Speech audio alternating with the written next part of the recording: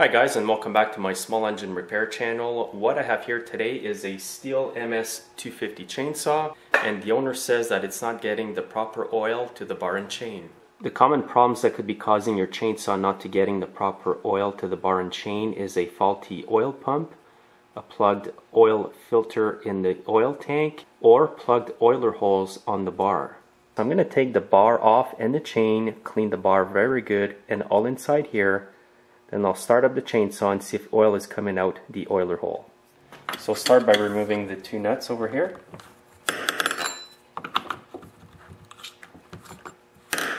You may want to flip out the chainsaw like this. And now just pop the clutch cover off. Now I'm going to remove the bar and chain just by lifting and going backwards. Don't let your chainsaw get this dirty before you take it apart and clean it.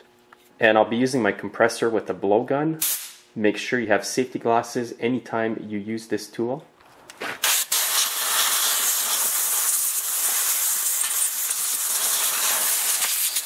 So this looks a lot cleaner.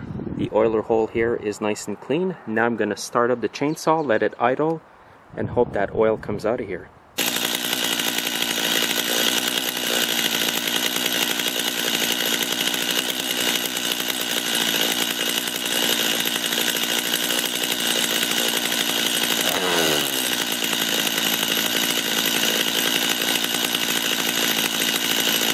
Okay, as you can see, it's not what I thought it would be. I thought there would be oil coming out of that hole. So now I'm going to have to investigate further. It's not just a matter of having a plugged oiler hole on a chainsaw bar. So what I'm going to do at this point is just take out the oil from the tank. The reason why I emptied the oil was to see the oil line and the filter in the tank over here. And they look pretty good. I just wanted to make sure they were still attached. So obviously, because this is all okay, I'm going to have to go work on the clutch side where the oil pump is. So I'm going to start by taking off the clutch drum. I'm going to start by taking off the little clip over here. It's best to keep your finger on it because sometimes they go flying like that. Now this plate's going to come off. And now the clutch drum. And now there's a roller bearing that's going to come off. And now to take the clutch off, I'm going to use an impact with a 19mm socket. And remember that you have to turn clockwise in order to take the clutch off. And now the clutch will just come off. And behind the clutch there's a plate. And you want to remember the order of these parts. So I brought the saw under a better light here just to show you what's going on. This is the worm gear here. And this gear turns with the clutch. And this is the oil pump shaft or gear right down where my finger is. First I thought that the plastic gear on the shaft could be worn out, but as I look, it's still good because when I turn it, you can see the pump shaft turning. So that's good. So what I'm figuring it is at this point is the oil pump. But anyways, now you can pull this out, and upon closer examination, you can see that it's in good condition. That's what you want, for it to be just like this. If it's all stripped, then you need to replace it immediately. So what I'm going to start doing now to be able to access the pump properly and the hose and everything under there is I'm going to have to start by removing the handle. I'm going to have to pop off the little caps here. There's 3 of them. So I'm just going to use a flat screwdriver today and gently pry them off. Sometimes they're a bit hard to get off. You don't want to damage them, so be very careful. And they just pop off like this. And now if you look inside, there is a T27 Torx screw. You want to remove it completely. You may have to tip the saw over for the screw to come out. And now you'll need to remove this one over here.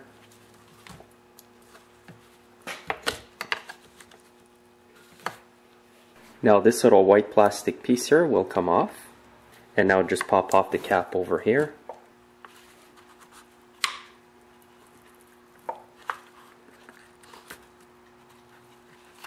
And now remove the screws inside these 2 holes.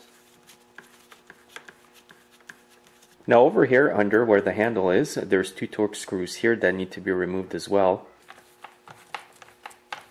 Now it's going to separate. And now only the black part of the handle is going to come off. That's all you need to remove.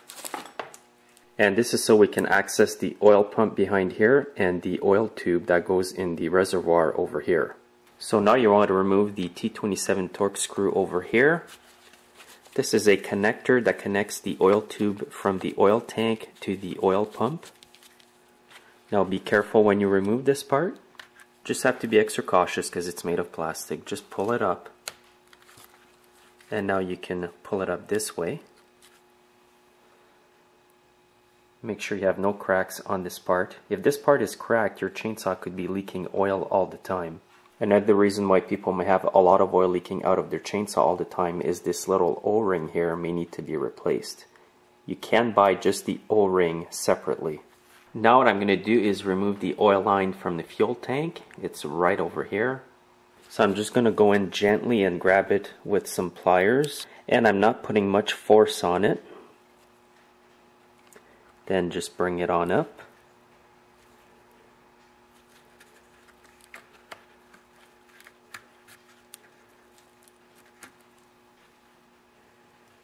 Now to remove the oil pump, grab yourself a nice long M5 metric screw like this. And what you need at this point is to go and screw it into the back of the oil pump right here. And screw it in as far as you can, just by hand like this. Now you can probably buy a special tool to do this, but this will do just as well. Now grab a small wrench. I'm using a 6mm wrench today. Now I'm going to place it behind the head of the bolt. And now I'm going to pry it backwards like this, and the pump's going to come out, along with the screw on it. So it's a very simple method, and you don't need any special tools. And here's a close look at the oil pump from this chainsaw. Feels pretty loose. Now at this point you also want to make sure that the oiler hole on the side where the bar goes isn't plugged as well. So you can put a small fuel line in there and blow, and you should see the air or hear it coming out over here. So it's really important to make sure that the hole from here to the pump is unplugged, because if you replace all the other parts, it's not going to matter. And on this saw here, it's not plugged, so basically I just have to move on and replace some of the parts. So my diagnosis for this chainsaw today is a faulty oil pump. I'm also going to replace the oil line as well, just so that there's a tighter seal when it fits into the oil tank, and the small oil seal that goes where the little connector is. And in the meantime, I'm going to give this chainsaw a good cleaning all around over here where the oil pump and the clutch go, and underneath here as well. Welcome back, guys. I finally got all the parts, the oil pump, the oil line, and the little O-ring. Here are all three parts. This here's a little O-ring that goes on the plastic connector over here. And here's the oil pump. It's number 1123 640 3200. And here's the oil line, and it's part number 1123 647 9400. The first part I'm going to reinstall is the oil pump. And to do that, I'll grab that metric screw that I used previously to retrieve the old pump out of the saw. And I'm just going to screw it in the back. Now before I reinstall the pump, I have to show you some little holes here on the pump. This hole here and the one over here. Now these holes have to be specifically lined up to a hole down over here where the pump goes. So I'm going to show you this and then install the pump. First of all, here's a recap of the holes on the pump. You can see there's a hole and a groove on one side, and then on the other side there's just a hole. Now what you want to do is line up this hole over here to the small hole here inside the oil pump hole. You can see where my wire is pointing. That's the little hole it has to be lined up with. It's really important that you do this because the oil will not be able to get to the bar and chain. And I've made a black mark here with a marker just so you know exactly where it is. So again, what I'm going to do is line up this hole here with the black mark over here, and then just push the pump right down. Once it's pushed down all the way, you can remove the screw.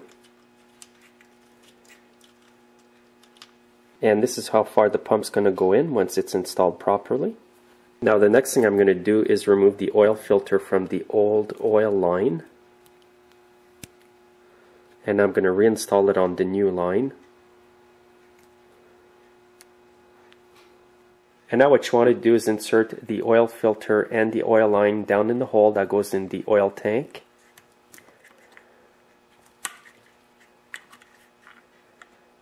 Now since it's a fitted line, you want to press it in nice and snug.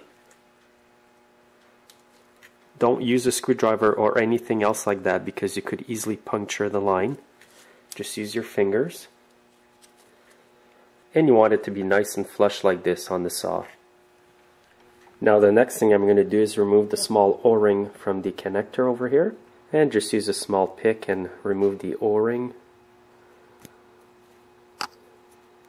And here's the new O-ring, just simply slide it over. Now before I reinstall this part, I'm just going to put a few drops of oil on the O-ring and the connector. You can use any kind of oil for this. What I have here is just motor oil mixed in with transmission oil. And this will make it go in a lot easier. Now this part here is going to go right over here. This is going to connect in the oil line over here. And this part of the connector is going to go right here where the oil pump is. So just slide it in here, connect it in the oil line first, push down, and then you want to push it over the oil pump, just like this. And I'm going to put in the T27 torque screw, and it goes right over here.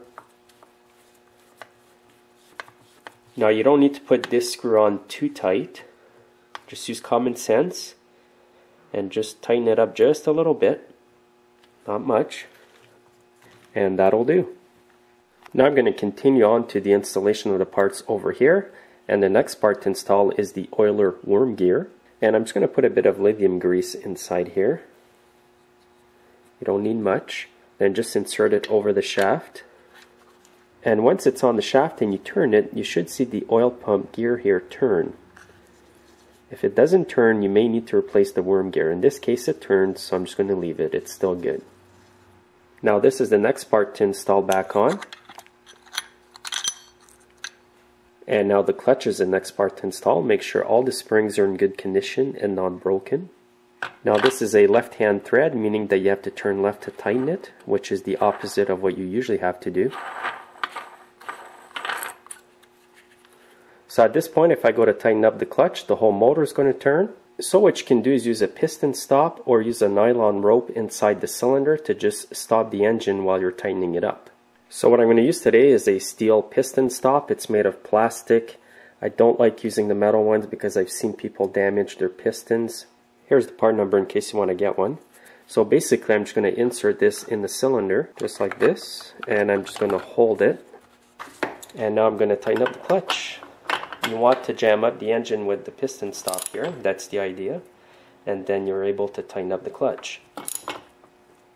You don't have to tighten up the clutch too much because it's going to tighten itself up when you're cutting wood with it. Now the next part to install is the roller bearing that goes for the clutch drum, and I put a bit of lithium grease inside. So just install it over the shaft. You can spread the grease on the outer part of it. Don't put too much grease because you don't want it going inside the clutch either. Now the next part to install is the clutch drum. As you can see, this drum here probably needs to be replaced sometime soon.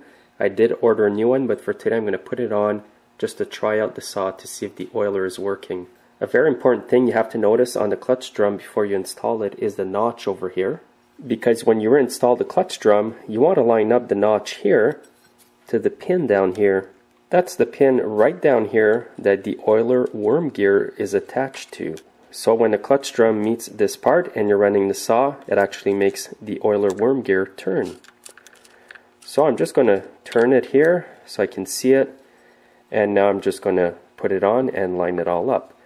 Here's the notch over here that tells you that this is the groove to go over that pin. And the clutch drum should be easy to turn like this. And now you'd want to install this washer over the clutch in this position. And now you need to reinstall the E-clip. And be very careful reinstalling this clip so it doesn't fly off on you. And now I'm ready to reinstall the handlebars. So now I'll just grab the handlebars like this, insert it over the chain brake over here. And you want this part here at the bottom to go back here. And I'll reach down with a torque screw down over here and screw it in to the handlebar.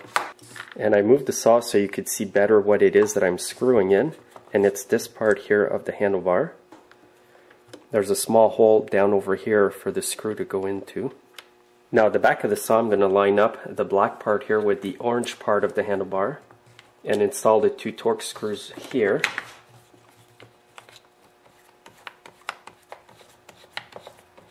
Now I'm going to line up this part of the handlebar over here, and there's a screw that's going to go down here.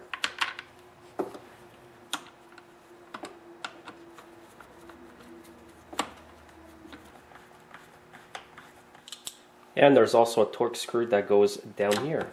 Now when you tighten up these screws, don't go too tight because you could strip the threads. It's just plastic you're screwing in. Now at this point I've got 3 little plastic covers on left, and they're going to go in the rubber bushings over here. You just basically pop them right in.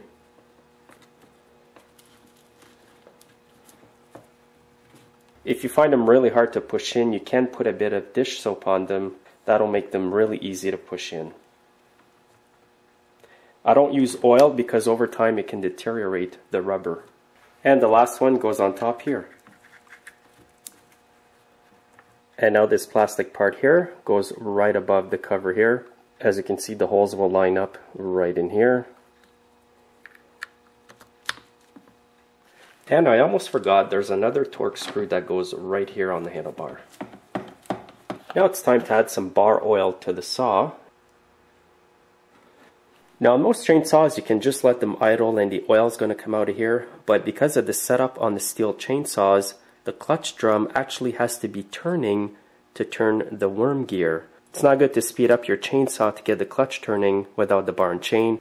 Now I'm just going to reinstall the bar and chain. Make sure that you have cleaned the bar properly so all the oiler holes are nice and clear. Now I'm just going to reinstall the clutch cover.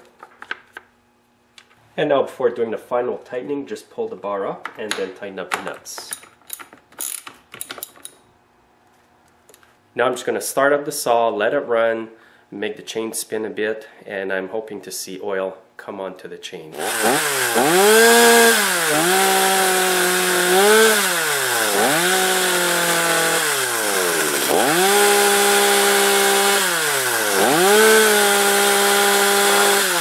I usually do this just to see if the chain is oiling, and in this case it is, so that's good. That's what you want to see, is an oil spray coming off of the bar, and that will tell you that there's enough oil going on your chain. So it seems to be oiling pretty good now, and it also cuts good as well, even though the bar and chain will need to be replaced. And you can even see there's a bit of oil on the chain now, which is a good sign. So thanks for watching this repair video, guys, and we'll see you next time.